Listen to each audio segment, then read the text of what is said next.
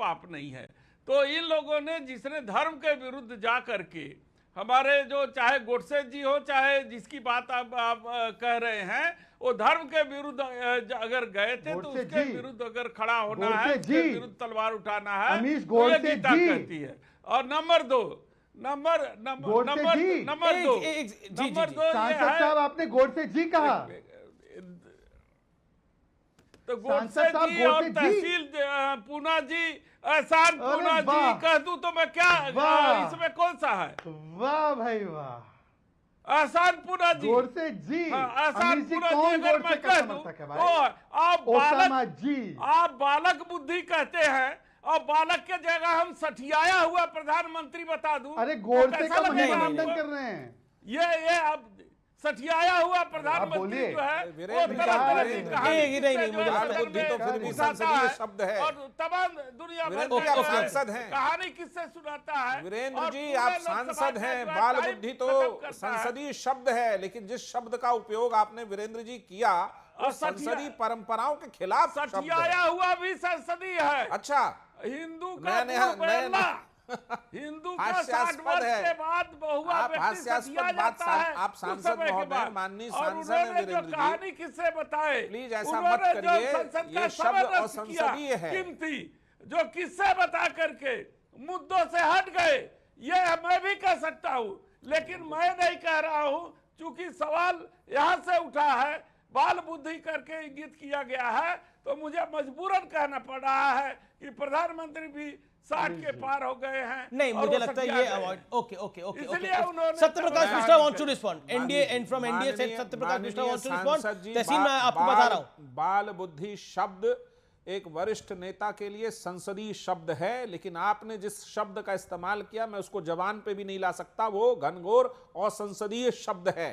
अब आइए कि आपने गोडसे को जी कहा, वो आपका व्यक्तिगत मत है, लेकिन ये देश नहीं है। अरे वीरेंद्र बाबू थोड़ा सा समय दे दीजिए, आप वरिष्ठ हैं हमसे।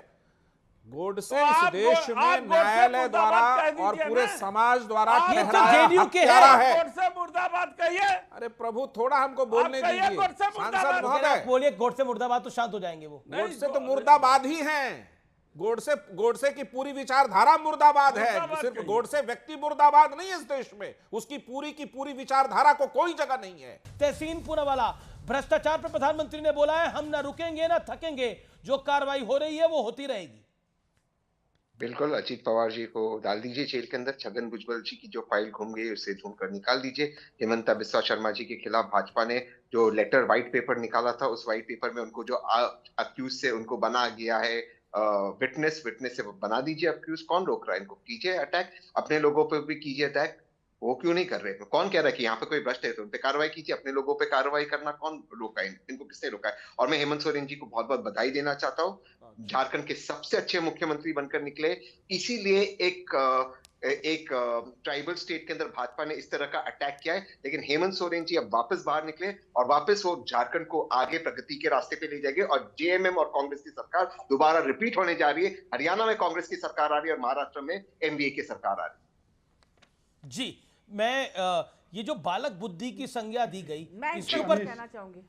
बिल्कुल आपको मैं मौका दूंगा महुआ बाजी को कि आपकी पार्टी है वो, लेकिन जो बालक बुद्धि की संज्ञा दी गई, Tehseen Poonawalla, your take on that. जी देखिए, माननीय प्रधानमंत्री की मैं बहुत रिस्पेक्ट करता हूँ। ये तीसरी बार हमारे देश के प्रधानमंत्री बने और देश ने उनको सब कुछ दिया है, लेकिन प्रधानमंत्री अगर पार्लियामेंट में इन शब्दों का प्रयोग करेंगे, इस तरह के फिल्मी डायलॉग करेंगे, तो मुझे लगता है कहीं ना कहीं उनके पद की गरिमा को खुद ठेस पहुंचा रहे। या इलेक्शन में अगर ये मुर्गी, मच्छी, भैंस, मंगलसूत्र, मुजरा इन शब्दों का प्रयोग करेंगे, तो मुझे लगता है उनके पद को खुद गरिमा पहुंचा रहे। ये उनको शोभा नहीं देता। विपक्ष अपना है, विपक्ष भी उन्हीं का है। हाउस विपक्ष का होता है, चलाने की जिम्मेदारी सरकार की होती है। इसे सुषमा स्वराज जी ने कहा, अगर आप मजाक उड़ाओगे, आप खिल्ली उतारोगे, आप विपक्ष के नेता को नाम दोगे, फिर पलट कर कोई आप पे वार करेंगे तो आप कहोगे मुझ पे अटैक हो गया, मुझे ये कहा गया, मुझे फलाना नहीं किया। मुझे लगता है ये शोभा नहीं देता। शहजाद पूनावाला पहले भी राहुल जी को उन्होंने